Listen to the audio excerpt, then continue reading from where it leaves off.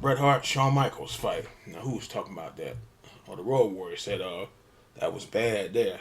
Said Bret was ready to tear him a new one.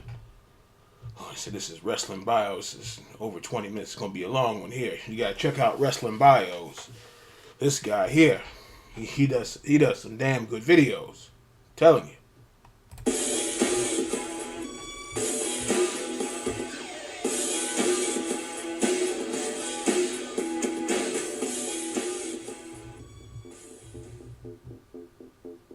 On the Reliving the War series featured on this YouTube channel, we've just finished up in the 1997 King of the Ring, and the next episode of Raw we're going to check out is the June 9th broadcast, the night after King of the Ring.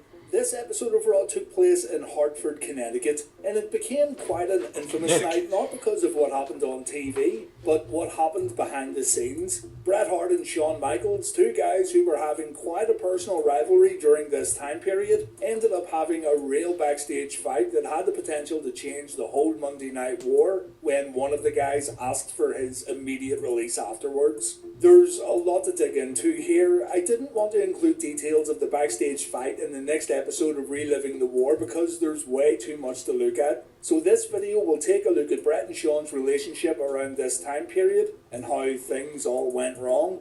We'll take a look at Bret and Shawn's books to get their recollections of the fight, and we'll also discuss how this scuffle could have completely changed the Monday Night War if Vince McMahon allowed Shawn to leave afterwards. My original plan was to look at eyewitness accounts of the fight, but honestly, nobody gives great insight. Bret and Shawn do a good job of explaining things, and every other eyewitness account either toes the company line or they just say it was unnecessary or ridiculous. So we'll be comparing what Bret and Shawn said quite a lot in this video.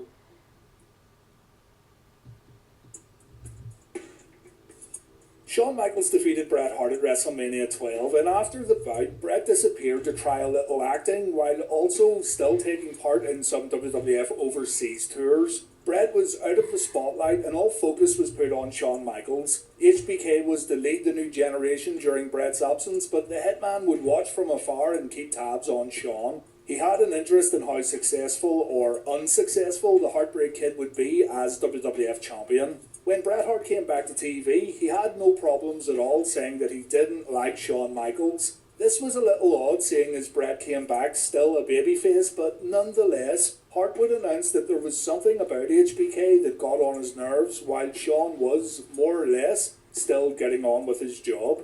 Right as Bret made his pay-per-view comeback towards the end of 1996, Shawn lost the WWF Championship to Psycho Sid, and it was clear afterwards to everyone watching at home that Shawn wasn't looking so healthy. There's a few television tapings where Shawn would look wasted and he slurred his words also quite a few times, but Shawn's recreational habits were something that Bret Hart never brought up on TV during this whole rivalry, even when Shawn would get a little personal. From reading Bret's book and from watching their excellent Rivalries DVD interview, it's been made clear that the plan here all along for Bret versus Shawn was to work everyone when it came to what they said. I still never found that DVD. I think it was called Bret vs. Shawn, and I actually sat down and I kept putting it off. I kept putting it off and putting it off. Never got that DVD. I wanted to see that though. I know said Bret came back and whatever year that was, but that DVD I never got to see that. On TV, the two had agreed to cut promos where they'd talk a lot of shit about each other, and they'd even work the boys in the locker room, making everyone believe that Shawn and Bret had a real dislike for each other. And the plan was for both guys to work against each other multiple times after getting all this heat and draw a lot of money. Standard booking 101. But what you have to keep in mind is that according to both Bret and Shawn, they had discussions about pushing the envelope and they talked about working everyone. This on-screen hatred didn't just come out of nowhere, it was all planned. Bret would talk about how Shawn was an embarrassment as WWF champion and how Shawn didn't carry the title with honour and respect. And Shawn would say the WWF doesn't belong to Bret and Bret doesn't have the right to tell people how to live their lives. Shawn's character, the dancing, the outfits, his decision to pose for Playgirl magazine, just how he carried himself. Bret didn't feel like Shawn was a suitable champion, and Shawn would tell Bret that it's really none of his business what other people do, and people have a right to be themselves while speaking openly and freely. That was the very core of this rivalry from a TV perspective, something that gets lost due to how personal things would eventually get. The first real time that things went downhill, or we heard reports of things going downhill, was at the Thursday Raw Thursday show on February 13th, 1997. Shawn had won the WWF title back at the Royal Rumble, and many people, including Bret Hart, felt that an HBK vs Hitman rematch was going to take place at WrestleMania 13. People disagree here, I know, but I too feel that the path both men were on around this time period made it kinda obvious that the WWF were planning the WrestleMania rematch too, and what's more, Bret revealed his planned finish for the match years later. On Thursday Raw Thursday, Shawn forfeited the WWF Championship, saying he had a knee injury, and he also, quote, lost his smile. I remember all that. He lost his smile. All right, and they're saying that I remember in all this. Now they were saying that it was a fake knee. I mean, I don't know about a fake knee, a fake knee injury, and then trying to get out of the rematch or something like that. Then they said he got his ass beat in New York or something by a gang or something stupid. I don't know. They said that was fixed up. He said he got a beating, but it wasn't by no gang. He said it was somebody else, but I don't know. But yeah, I remember all that. 97 was something else. Said that he hoped Shawn could get healthy again soon, and he felt sympathy for HBK. But behind the scenes, Bret felt that Shawn just made a perfect excuse not to drop the title back to him and return the favour at WrestleMania. HBK would not compete at Mania. Instead, the title was contested between Psycho Sid and The Undertaker, while Bret Hart put on the performance of a lifetime against Stone Cold Steve Austin. The Hitman turned heel and he reformed the Hart Foundation in the weeks that followed, and Shawn Michaels would stay out of action for another little while. Bret made it clear on TV that he felt Shawn's injury wasn't legit. We don't know if this was something Shawn and Bret discussed in order to get more heat for their rivalry, but what ended up happening on the May 12th edition of Raw was something that was not discussed, and this particular episode of Raw can maybe be pinpointed as the true beginning of their very real feud. Bret was in a wheelchair. On TV, Bret was kayfabe injured by Steve Austin, but he legitimately got knee surgery. Mounting injuries caused Bret to miss action for around 2 months. Oh, Bret's knee was hurt for real. To cut promos. The promo he cut on May 12th was good. He ripped into HBK from his wheelchair while Shawn just stood there listening to everything the Hitman had to say. The problem here, though, was the fact that Bret didn't realise he was talking a little too much, and Raw went off the air without Shawn giving any kind of reply, verbally or physically. Bret was supposed to stand up and challenge HBK to attack a guy in a wheelchair, and Shawn was going to give him sweet chin music. There'd be a big fight between the Hart Foundation, Shawn Michaels and Steve Austin, but Bret didn't notice how long he was going, and Raw went off the air with HBK standing there taking a lot of abuse and seemingly doing nothing about it. The super kick still happened when the broadcast ended, and it was shown the following week, but Bret going long on TV and not giving Shawn a chance to reply would cause some serious problems backstage.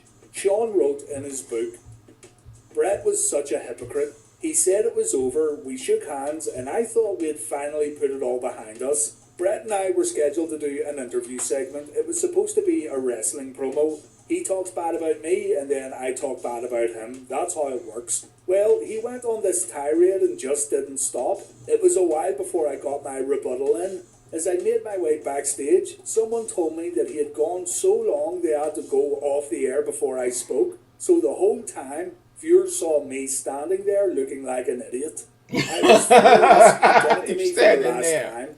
I was now going to take it up." Hey!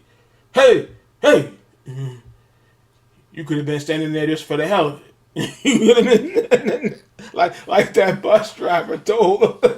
That bus driver had to get that passenger straight.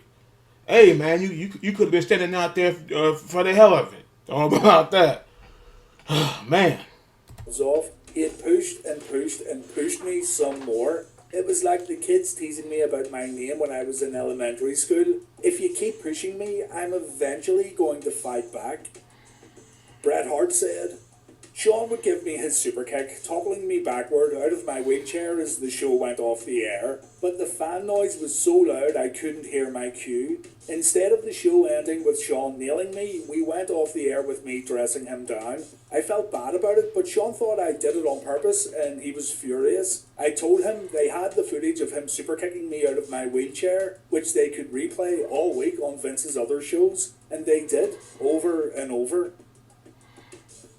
Shawn said in his book that Bret going long was the reason why he made the sunny days comment the following week. While the Hart Foundation were in the ring, Shawn said that Bret had been having some sunny days lately, implying that Hart was having an affair with Sunny. Sunny herself said she wasn't with Bret at all. We know at one point she was with Shawn Michaels, and Sunny actually said she was seeing Davey Boy Smith at one time or another, but regardless, Shawn's comments carried intent. Intent to hurt Bret on a personal level. Bret wrote, "When I got home, Julie and Stu were upset about the Sunny comment, but it wasn't until Dallas and all his school pals asked me whether I was doing stuff with Sunny that I realized that Shawn had Dallas. hurt my I thought his name was Blade. At that time, the Oh, he's got two wrestling code sons. of honor was still clear.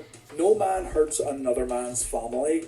Yeah, I don't know about Dallas, because I know unless that's Blade. Blade maybe is his nickname. But I know he had the one son that was always with him when he had the documentary and stuff. He was all over the place. He met all the wrestlers. I remember Bret said, I think it was the Hall of Fame. He said one of his sons walked in with the Michael sunglasses and the hat on or the glove or something. And he's like, "What are you doing? Who are you supposed to be?" He's like, "I'm in the clique." I was like, "I don't know about that. I don't know about all that." Jim Ross phoned me at home to apologise on behalf of the office and to promise that Shawn's unprofessional behaviour would be dealt with.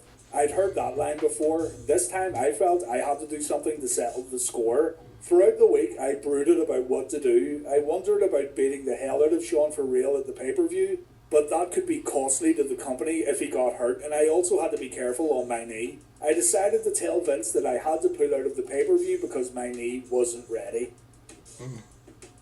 In regards to the Sunny Days comment, Shawn said, "I cut a televised promo on him and made the comment that he had been seeing Sunny Days, exposing what I believed was his secret relationship with Tommy. Many in the locker room found it to be very amusing, but Bret didn't speak to me for a couple of weeks. During that time, you could feel the tension in the dressing room. Occasionally, we would be in there together, but we never talked. I wasn't very good at handling it, and being the lightning rod that I was, I openly mocked the mood. Feel the tension in here, I would yell. You can cut the tension with a knife."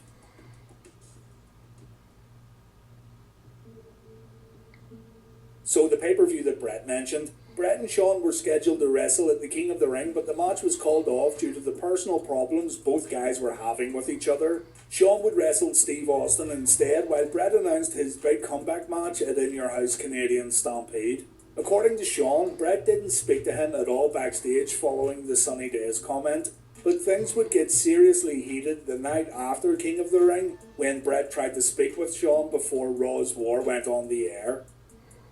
Shawn wrote in his book, "I was in my dressing room when he came up to me and said, 'I just want to say,' I cut him off before he could finish. 'Don't talk to me. You haven't said a word to me for 3 weeks. If you can't talk to me for 3 weeks, I don't want to talk to you right now.' I don't think Bret was used to people talking to him like that. About 5 minutes later, I was turning around to get some gear out of my bag, and I felt somebody push me from behind. I turned around and Bret asked, 'What's your fucking problem?' 'You,' I yelled."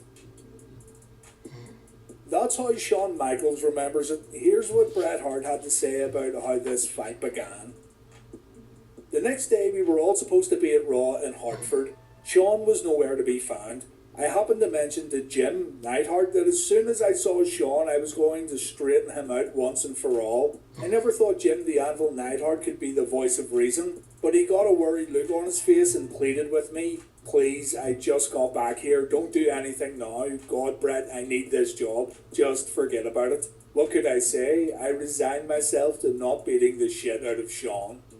About 6 p.m, I went into the bathroom to gel my hair before going across the hall to tape interviews. I was surprised to see Shawn's reflection go by me in the mirror. I could see he was uptight, so I smiled and casually said, "Hey Shawn." He cut me off. "Fuck you. You haven't talked to me in over a fucking month. What makes you think I'm going to talk to you now?"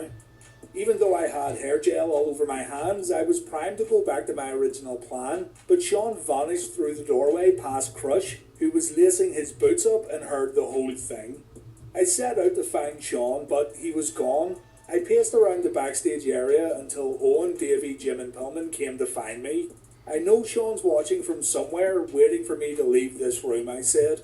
"I'll bet you the second I walk out of here, he'll walk in. All his stuff is in here. Watch." I crossed the hall, walked into the interview room, and cracked open the door to peek back out into the hall. Shawn strode past me into the dressing room. He was bent over fixing his boots when I marched straight up to him. I pushed him to his feet. "You got something to say to me?" While Bret does go into more detail, the stories kinda line up, with the exception of Shawn being a lot more standoffish in Bret's retelling of events. We're now going to switch over to the Observer to see what was written in the dirt sheets in regards to the fight. The Observer broke the news first, I believe, and every other outlet gained information from this report. So let's see what old Dave had to say. Hart wound up getting into Michael's dressing room and the two began arguing. There were eyewitnesses to this which basically said they argued and started fighting and it was rather quickly broken up. Most versions have it that Hart was screaming about how Michael's comments affected his personal life and he crossed the line, and that Michael's was a smartass back. The two went at it, with most versions having it that Hart started it, but that Michael's was every bit as guilty in precipitating it. It was believed to have been... Even if he did, Hart started and Hart finished it. Bret, he said Bret was a shooter, boy. Throw you on the ground and stick your own arm up your ass. Bret was rough. I don't believe this man. There's no way this man whooped Bret. No, I couldn't see it. Sorry. So I guess it's the same fight. He said he snatched him by if it's the same fight. He said he snatched him by his head so hard he snatched a big piece of hair out of his head. He said if it wasn't broken up, it was going to get a lot worse. Well, I don't know if maybe it's the same fight, maybe it ain't. In a one-sided short tussle, which resulted in a few punches thrown and a large clump of Michael's hair being pulled out of his head to the point it was described that Michael's... Yeah, see, I wasn't even reading that, see? Yeah. But then, like I said on another interview, so the Road Warriors had to step in for this man beat the shit out of him. So yeah. Was given a major bald spot. Michael's face was all puffed up from the punches, and he was bleeding from the elbow. Ooh, he beat his behind. Thrown on the floor. Hart apparently aggravated his recently repaired knee, but none of the injuries were serious. So here's how Bret Hart described the fight. He flicked a weak punch at me and missed. Balancing awkwardly on my good leg, I popped him on the chin, rocking him on his heels. He came for me, so I grabbed him by his long mane and pretended I was doing a hammer throw at the Olympics. I was dragging him around the room when a hysterical Pat and frantic Lawler ran in and jumped on top of me. Unable to pry me off, Pat shouted for the other wrestlers to help, but Davey and Crush had no intention of saving Shawn. It was nothing but a scritch fight. They stayed out of it. We were finally separated. Good for you. Clumps of Shawn's precious hair fell from my hands. I blasted him. "Don't fuck with me or my family, you little fucker."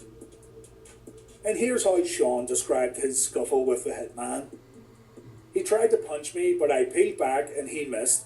He pushed me again, and this time I stood up. He swung again and missed. The next thing I knew, he went for a double leg dive. I caught him around the upper body and we went straight back through a piece of paneling. We had each other in front face locks when Pat Patterson and Davey Boy came over and grabbed us. Pat was yelling, 'Come on, guys.' I let go and Bret yanked a handful of my hair off my head. That hurt like heck, but I didn't retaliate. The fight was over."